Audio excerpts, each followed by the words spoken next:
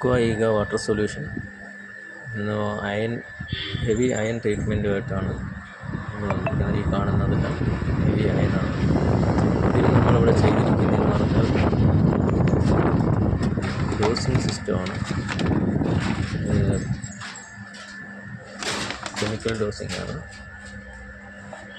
ഇത് 2 ഡോസിംഗ് ആണ് ഇതിന് ഉപയോഗിച്ചിരിക്കുന്നത്.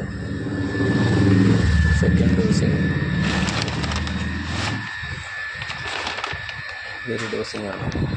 ഇതിൽ നിന്ന് 2 വെസൽ ഫിൽറ്ററാണ് നമ്മളിവിടെ ഉപയോഗിച്ചിരിക്കുന്നത്. 2 വെസൽ ഫിൽറ്റർ. അത് ബാക്ക് വാഷ് മോഡിലാണ്. നമ്മളിനി ആ ഫിൽറ്റർ ബാക്ക് വാഷ് ഇത് അഡീഷണൽ ടാങ്കിലോട്ടാണ് ഫിൽറ്ററായ വെള്ളം പോകുന്നത്.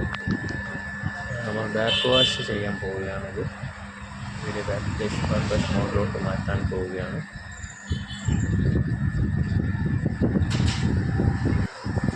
ഇതിപ്പോൾ ഏകദേശം ഇത് 1 വർഷത്തോളമായി ഈ വർക്ക് ചെയ്തിട്ട്.